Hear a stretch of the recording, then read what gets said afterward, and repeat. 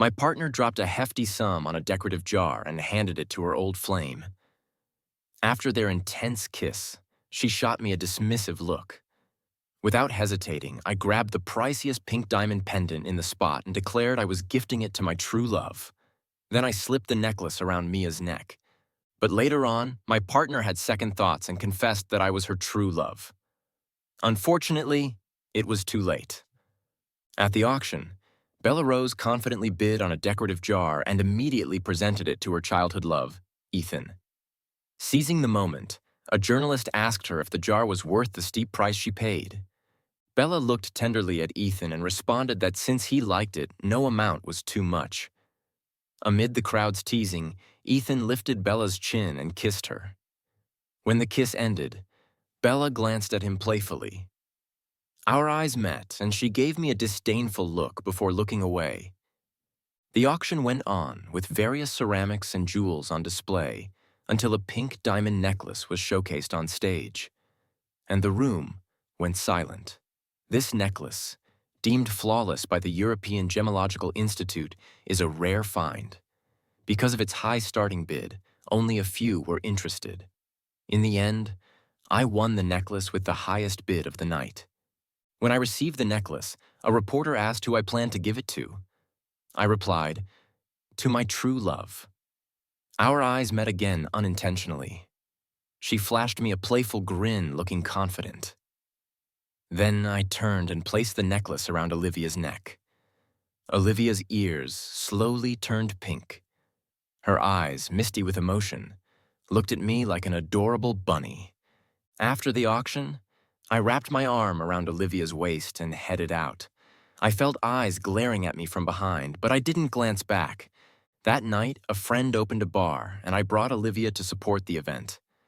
As luck would have it, we bumped into Bella and Ethan again. Since we all were part of the same circle, we ended up sharing a table. However, no one knew that Bella and I were married. We'd been hitched for 3 years, but only our parents knew. A friend teased Bella and Ethan, asking if they were secretly tying the knot since they were always together. Bella glanced at me as if by accident, noticing my lack of reaction. She held Ethan's hand tighter and said they were truly in love and wouldn't elope secretly. Ethan raised an eyebrow at that, staring straight at me, a smirk on his lips like he was the winner. I'd seen that look before, but this time I felt nothing.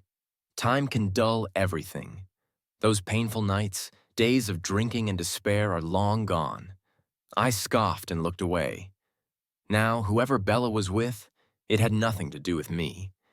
Our friend suggested playing truth or dare, and when it was Olivia's turn, Bella asked a tricky and mean question. I was about to stop her, but Olivia gently squeezed my hand to calm me down. I knew she didn't want to ruin the mood, so I stayed quiet. Olivia shyly said she'd take the penalty and drink. But Bella kept pushing, saying if she couldn't handle the game, she shouldn't have played. I knew she was deliberately making things tough for Olivia. But wasn't that exactly her intent? I stood up, drank the penalty shot for Olivia, and then bid our friends goodbye before taking Olivia away. That night, when I got home and turned on the light, I saw Bella sitting on the couch with a gloomy face. There was an unfinished bottle of red wine on the coffee table in front of her. I didn't want to deal with her, so I walked straight into my study, but she called out to me from behind, sounding ready to argue. "August, have you forgotten that you're a married man?" I couldn't help but find it funny. What right did she have to question me? I turned around, frowning at her. "Bella, you're the one who said we should do our own thing. Regretting it now." She sneered as she met my gaze. "Don't flatter yourself, August. I'm just being nice and reminding you not to be fooled and take money for others. These young girls today have all kinds of tricks. Don't be deceived by their age. They're quite manipulative." I was speechless, chuckling as I shook my head. "You're not a young girl either, and you're quite the expert at deception." With that, I closed the door to my study. Immediately, I heard glass shatter in the living room. It's always like this. When things don't go her way, she makes a big scene. But I was only doing what she asked, living our own lives without interfering with each other. We were a couple in name only, waiting for her to sort out her family issues before getting divorced. 3 years ago, Bella and I married under our parents' arrangement. But at that time, Bella said she wasn't ready for marriage and wanted to keep it a secret for now. I didn't think much of it, assuming she just wasn't used to her new role. After we married, she was very clingy, coming home right after work every day. A young woman who had never done housework even started cooking for me. She showered me with sweet words daily and was uninhibited in bed. I loved her deeply. Until our second anniversary, I had prepared 999 red roses at home, hoping to surprise her. I even bought a villa on the hillside she always liked. But in the end, what I got was a video and a few photos. In the video, her eyes were blurry, her voice sultry. The men above her asked who she loved most, and she said it was Ethan. The conversation looped over and over, and my heart broke into a million pieces. I knew the video and photos were sent by Ethan. It was like I woke up suddenly, realizing this was all foreseen. She never let me touch her phone, had a locked diary in her study, and traveled to the UK for business every month. Ethan was in the UK, and I had always known that. But I chose to trust Bella, yet she had been deceiving me all along. It wasn't until the 999 roses had wilted, their petals fallen, that Bella finally returned. I confronted her with the video. She didn't feel guilty upon seeing it. Instead, she seemed relieved to be caught. I completely lost it, turning into someone else entirely. I went from accusing her to begging her, from calmly discussing things with her to yelling at her hysterically. I tried everything and drained my energy. In the end, all I got was Bella's indifferent back as she walked away, saying, "Once I've sorted out my family's affairs, we'll get divorced." At that time, her grandfather was ill and recovering at home. The old man, who had always been decisive and strong, had stepped down from the company, causing internal strife. Bella's father was far less capable than her grandfather. But because of my marriage to Bella Rose, he had more confidence to fight the other shareholders for power. So she couldn't divorce me, whether for her grandfather's sake or for family benefits. At that time, my heart was full of resentment, and I wanted to tell everyone that the Brown family would no longer financially support the Rose family, making Bella regret it. But I couldn't do that. The old man's health couldn't handle the shock. Brown's grandfather and mine were comrades in arms. When they were young, he injured his left leg, saving my grandfather. Even though he could have sought treatment from top doctors worldwide, he still walked with a limp. The old man was a benefactor to our family, and I couldn't break his heart. I took a deep breath, trying not to dwell on these troubling thoughts. Looking up, I saw a photo of Olivia on my desk. The young girl was smiling brightly. Just looking at her made me feel better. I met Olivia at a friend's wedding. I arrived a bit late and didn't want to interrupt the newlyweds' speech, so I took a seat near the entrance. Coincidentally, the table was empty. Just as I sat down, a young woman hurriedly sat beside me. We exchanged glances, and she sheepishly smiled, saying the venue was a bit confusing, and it took her a while to find it. There were several weddings held today, so it wasn't easy to locate the right one. As it happened, we were the only two at the table. When the food was served, I didn't have much of an appetite, but she ate enthusiastically. While eating, she encouraged me to eat too, pointing out which dishes were delicious and which were too salty. When the newlyweds came to toast, her face suddenly turned pale and she blurted out, "Isn't this Lou's wedding?" Seeing the shocked expressions on my face and the newlyweds, she realized she had walked into the wrong wedding. Everyone laughed off her mistake, but she was visibly shaking. She pulled out 500 win from her wallet and asked me to help her give it as a gift to the newlyweds. I chuckled and reassured her it wasn't necessary, but she looked utterly defeated and said she had eaten so much of their food. Finally, she found a red envelope and placed the money inside. I reminded her to write her name on it. That's when I learned her name was Olivia. At the time, I didn't think much of it, just that she was incredibly adorable. When I retold the story to the bride and groom, they couldn't stop laughing. A year later, I met Olivia again when she graduated and came to my company for an interview. She was interviewing for the position of assistant to the CEO's secretary, in other words, my secretary's assistant. I happened to be passing by, and we recognized each other instantly. She greeted me warmly, and I sat beside her. She thought I was there for the interview as well. I asked her why she was applying for the position. She said it was to fulfill her life's purpose. I laughed and told her to be honest. She giggled and admitted it was because of the high salary and good benefits. She then asked why I was there for the interview, but before I could answer, the interviewer called her name.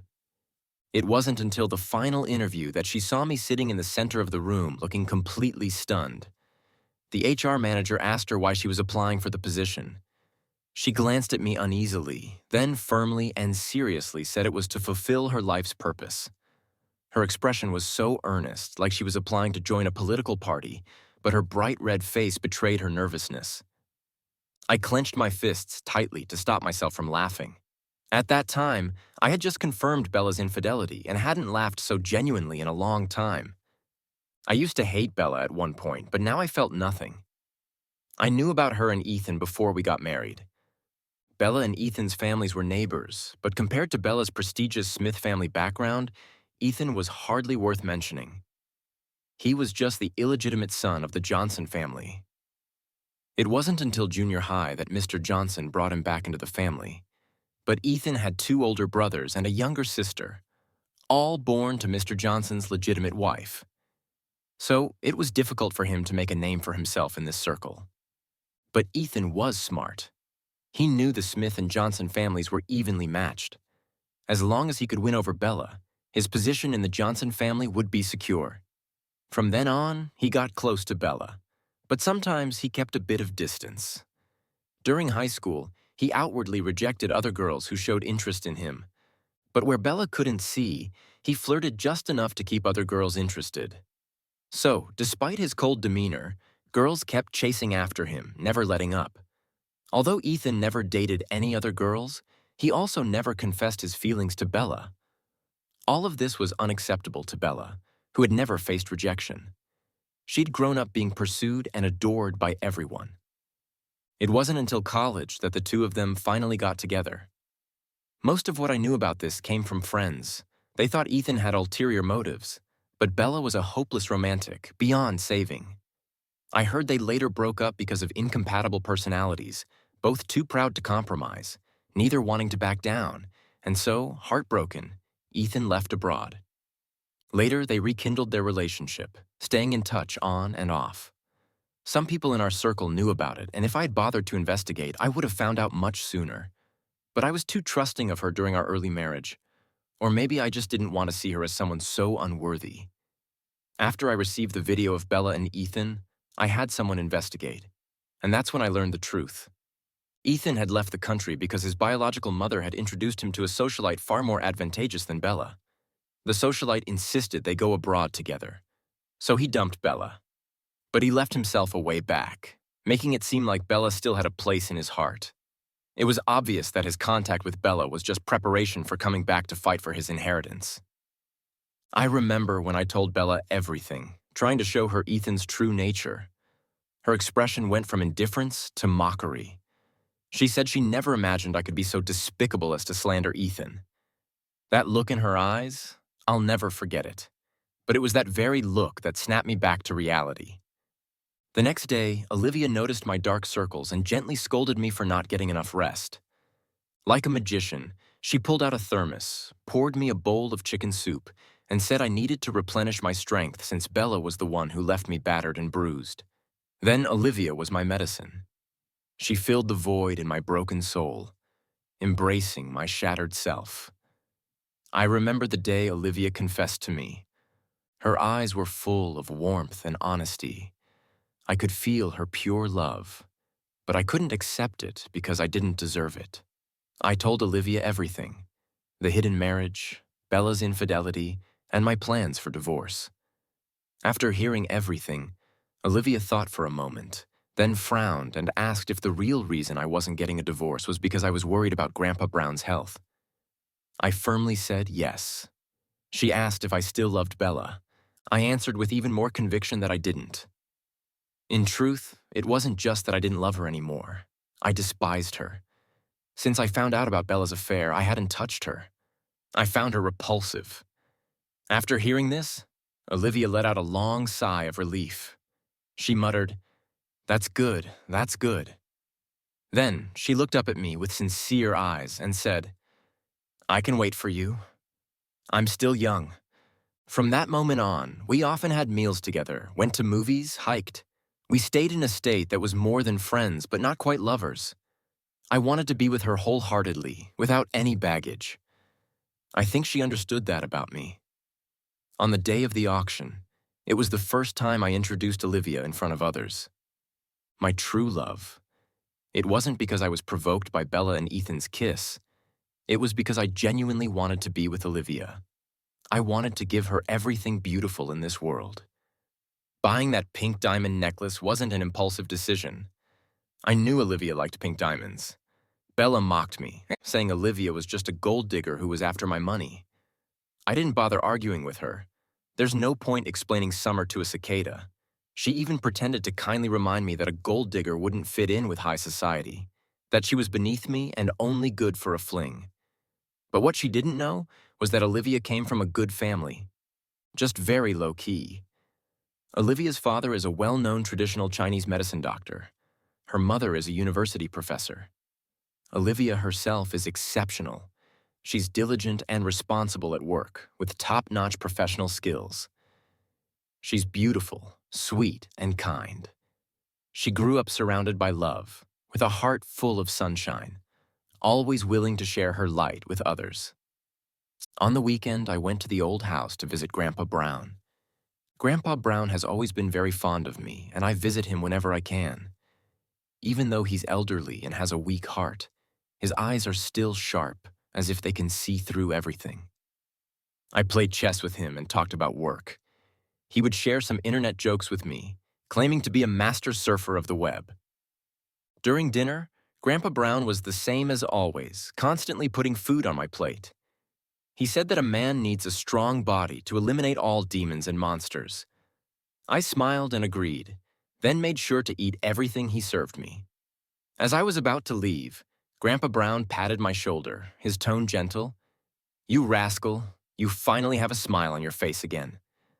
I froze for a moment, then realized what he meant. My nose tingled and my eyes started to well up. "Bella and that useless Johnson boy did you wrong. You don't have to worry about me. These old bones of mine are still sturdy. Divorce her. You can't waste your whole life on them. You don't need to care about what her parents think." Grandpa Brown's words were like a weight lifted off my shoulders. When I got married, Grandpa Brown had already warned me that Bella's parents didn't raise her well and that I shouldn't indulge her blindly. I hadn't completely fallen out with Bella yet because I didn't want Grandpa Brown to worry. Since the night Bella and I fought at the bar, she hasn't come home. I knew she was living with Ethan. In fact, ever since we had that confrontation, she had hardly spent a night at home. This is also why I haven't moved out. A month later, it was Bella's father's birthday. Out of courtesy, I still brought a gift and went to their house. I handed the prepared gift to Mr. Brown and chatted with him for a while. Although Bella and I hadn't been in contact during this time, news about her and Ethan kept finding their way to me. Like a daily report, they were making headlines everywhere. Socialite Bella and Mr. Johnson passionately kissing on the street. Bella spends millions on a luxury home just to see Ethan smile. All kinds of headlines made Bella look like a joke. There were even some explicit photos. Although her face was blurred, anyone who knew her could tell it was Bella. Mr. and Mrs. Brown were aware of all this, and they were deeply embarrassed when facing me.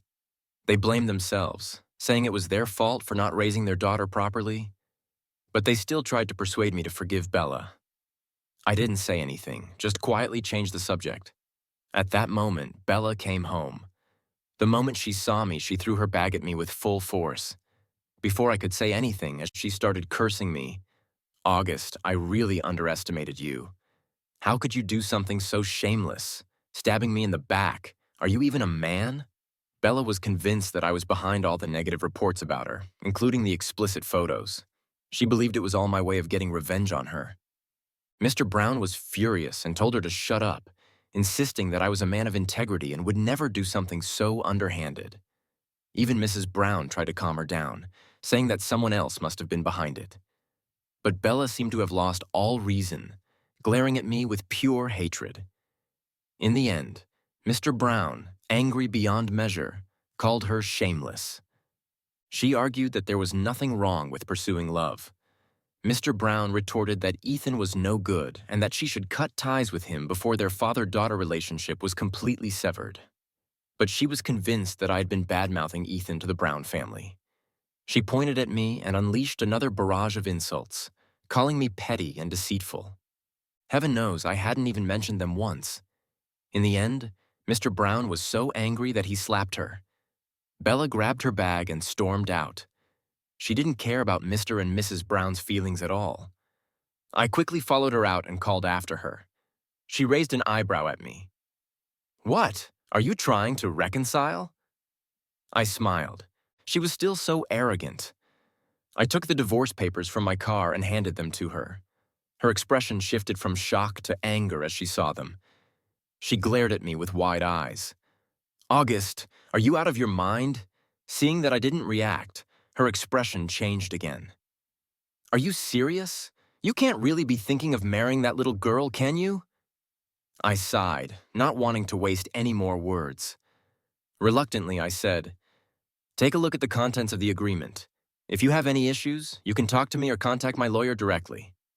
Ignoring her hysterical insults behind me, I got in my car and drove home. That night, I was half asleep when I felt a slight dip on one side of the bed. I was still groggy, unsure if it was a dream or reality. I felt a warm body press against me from behind, holding me tightly. "Gus."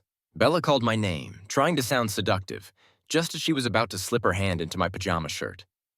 I pushed her away forcefully and rolled out of bed. I turned on the light and saw Bella lying on the bed. She was wearing something I couldn't even describe as pajamas, more like a few scraps of fabric held together by strings. The material was so scant that it didn't even cover as much as a handkerchief. She looked at me, thinking she was being seductive. "We haven't been together for a long time. Don't you miss me?" As she spoke, she provocatively exposed her leg. I closed my eyes and let out a deep sigh. She looked exactly like she did in the video Ethan sent me. I felt a wave of nausea, a strong urge to vomit.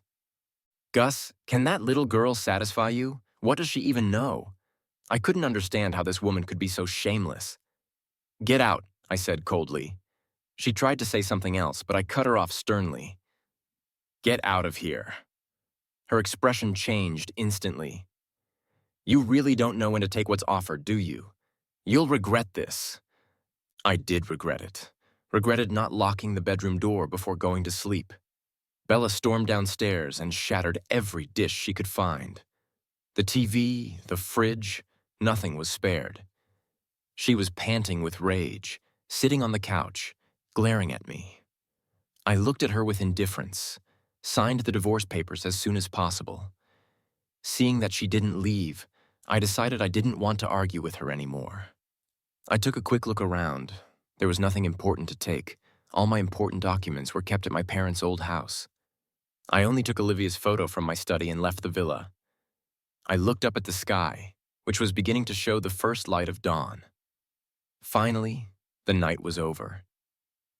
When I arrived at Olivia's place with breakfast, she was still half asleep.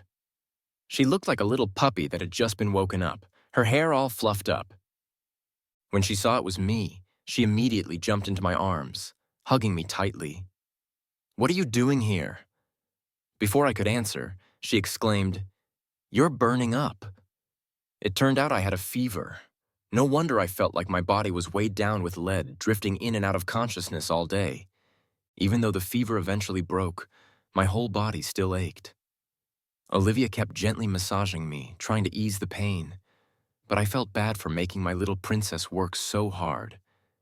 I drifted in and out of sleep, my awareness fading in and out. Every time I opened my eyes, Olivia was there by my side. She was either massaging my legs, my shoulders, or my temples. I told her to take a break, but she said she wasn't tired. She even joked that this should count as overtime and that she deserved overtime pay. I told her to stay away from me, afraid she might catch my fever. She proudly declared that she was a fairy and fairies don't get sick. If I wasn't so weak at that moment, I would have pulled her into my arms and pinched her cheeks. I thought back to when I first got married, and Bella had an appendectomy. I took care of her day and night. She constantly complained about the pain and was in a terrible mood.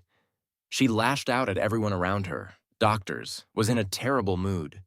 She lashed out at everyone around her, doctors, nurses, and, of course, me. No matter how I tried to comfort her, nothing worked. I finally got her through recovery, only to fall ill myself. When it rains, it pours. Bella was so engrossed in her phone as she was walking downstairs that she almost tripped. I rushed to catch her and ended up falling down the stairs myself, fracturing my leg. She said she didn't know how to take care of people and left my care entirely to the maid and nurse. I understood. She was a spoiled young woman who had no idea how to care for someone. But I didn't expect her to not visit me at the hospital for days. I called her, but she didn't answer. I texted her, but she didn't reply. A week later, she finally messaged me back, saying she was abroad for an important project. She didn't even ask how my injury was. After all, I was in the hospital because of her. Later, I found out she had gone to see Ethan. Ethan had alcohol poisoning, and she was worried about him. She flew abroad to take care of him personally. Ethan even posted about it on social media. The caption read, "Only when you're sick do you know who truly loves you." The accompanying photo was of two hands clasped tightly together. With just one glance, I recognized one of the hands as Bella's. She had a letter E tattooed on her ring finger. Ethan's E. After 3 days without hearing from Bella, I had to get my lawyer to contact her. If she continued to refuse to sign the papers, I would have no choice but to file a lawsuit. After all, I had a pile of evidence of her infidelity. She was furious and called me, spewing a barrage of insults. But I didn't care at all. As long as she agreed to the divorce, I was willing to give her more money. I had no choice but to provoke her. I asked if she refused to divorce me because Ethan didn't want to marry her. That must have struck a nerve. This time, she agreed to the divorce and signed the papers. There was a mandatory 1-month cooling-off period. Olivia placed a countdown board in my office, saying that in 30 days, I would be free. On the day I got the divorce certificate, I finally felt at ease. The suffocating weight I had been carrying was gone. As I walked out of the Civil Affairs office, I saw Ethan waiting outside for Bella. When he saw me, he deliberately took off his sunglasses and waved at me. He had that smirk on his face, so smug. Scoundrel. I couldn't understand what Bella saw in him. Now that I was a free man, I took Olivia on a trip. We went to an island and spent half a month there before returning to the country. My friends filled me in on the latest gossip in our circle. Apparently, Ethan's father had distributed the family assets to Ethan's 2 brothers. Those 2 brothers were not easy to deal with. Ethan's mother was the mistress who had broken up their parents' marriage. When their mother found out about the affair, she was so angry that she ended up in the hospital and even contemplated suicide. She almost divorced Mr. Johnson. So when it came to Ethan, the illegitimate child, his father's legitimate family never intended to give him a share of the inheritance. Every little scheme and trick Ethan tried was quickly thwarted by his brothers. Seeing that he had no hope of getting any money, Ethan set his sights on the Smith family's assets. During the 2 weeks I was away, Bella and Ethan got married. Bella made a big show of it on social media. She also announced that they would hold a wedding ceremony in a month. I deleted them both, so I didn't see any of their posts, but my friends, who love gossip, kept me updated. They all complained about Ethan's character and confirmed that Bella was truly a hopeless romantic. Ethan certainly knew how to manipulate Bella. She cried and made a scene at home for several days, trying to get Ethan into her family's company. In the end, Mr. and Mrs. Brown had no choice but to agree. I heard they even gave Ethan a position in an important department. That's when I received the wedding invitation from Bella and Ethan. From the invitation alone, I could tell how much effort Bella had put into their wedding. I didn't want to go. It seemed pointless. But my parents urged me to attend, reminding me of the long-standing relationship between our families. So I decided to go, bringing Olivia with me. Ethan's marriage to Bella did indeed elevate his status within the Johnson family. The Johnson family and the Smith family had some business collaborations as well.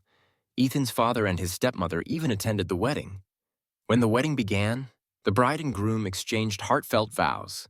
Listening to their love story almost made me laugh. The wedding host then invited everyone to watch the big screen.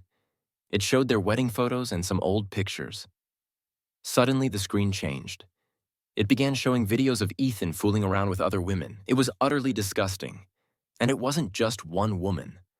There were several, some of whom I recognized as recently famous internet celebrities. The most recent video was dated just 2 days ago. Olivia's eyes widened in shock. Her face turned red all the way down to her neck. I quickly covered her eyes. "Don't watch this. It's not for you."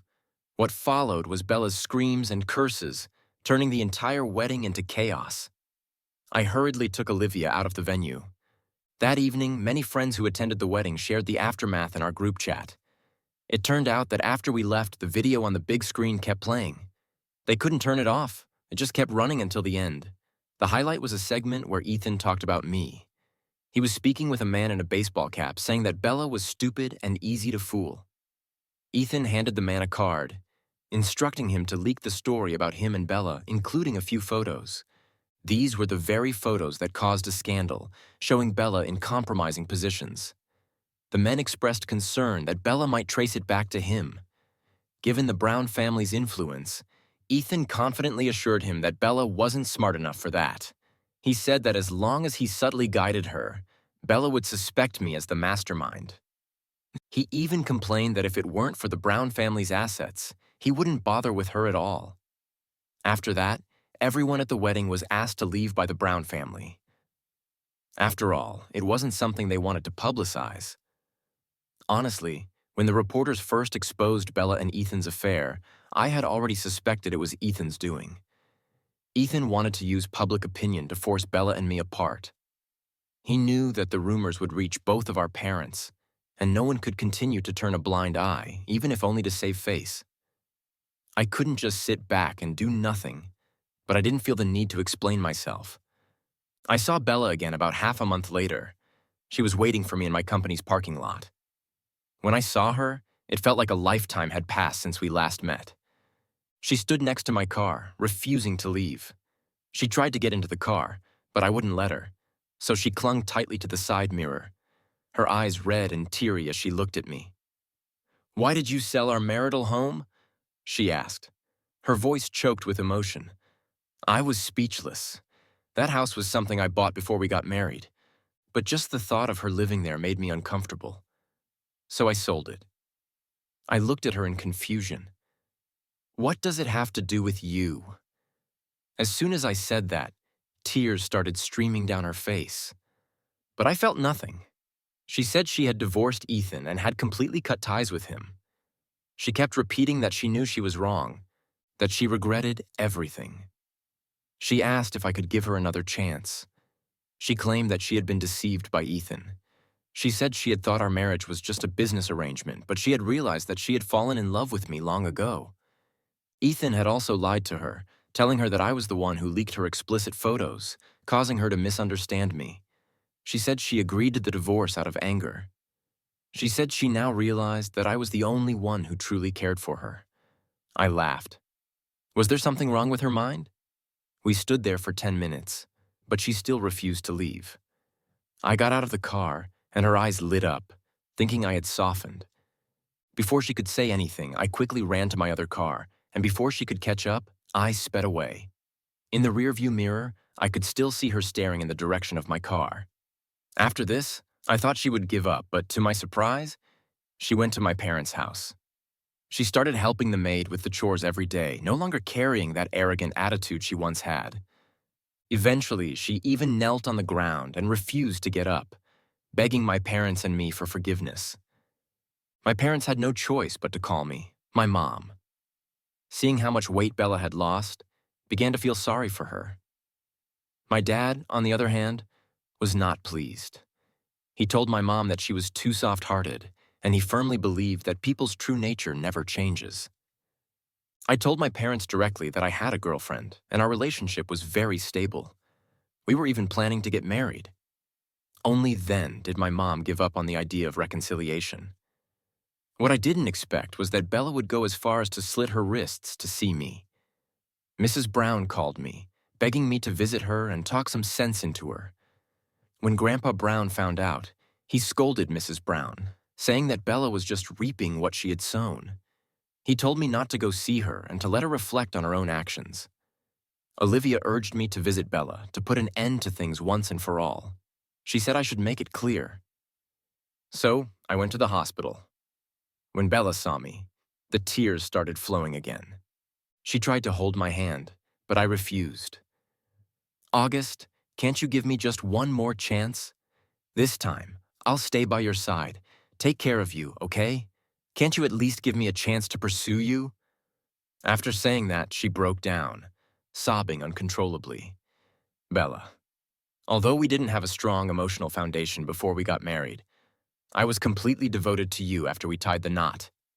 She seemed to see a glimmer of hope and grabbed the hem of my shirt. Then we can build that foundation now. I interrupted her. I'm in love with someone now. I love her, and I will love her with all my heart. She deserves it. If it weren't for her urging me, I wouldn't have come to see you. She's very kind. She hopes that after seeing me, you can move on and live well. As I said that, I thought of Olivia's little encouraging face when she sent me off, and I couldn't help but smile. Then I looked up and saw Bella's eyes. They were filled with sadness, regret, and finally, emptiness. She murmured, "She really is better than me." The hand that had been gripping my shirt slowly let go. As I left the hospital, the sun was shining brightly outside. As soon as I looked up, I saw Olivia waiting for me by the fountain not far away. "Why did you come here? Didn't you say you'd wait for me at home?" I asked. Pleasantly surprised, she looked at me with a proud little pout. "I ate too much for breakfast, so I came here to walk it off." I couldn't bear to poke holes in her cute little excuse. Walking off a meal by coming 10 kilometers from home, only she could come up with such an adorable reason. 2 months flew by in the blink of an eye. I proposed to Olivia. After dinner, we were taking a walk, hand in hand. Suddenly, people around us started exclaiming and pointing across the street. On the large screens of the malls opposite us, a message appeared, surrounded by hearts. "Olivia, marry me." Olivia stared at the screens, wide-eyed and speechless. At that moment, I got down on one knee and pulled out the ring I had prepared. "Olivia, will you marry me?" Tears started falling from her eyes, one by one.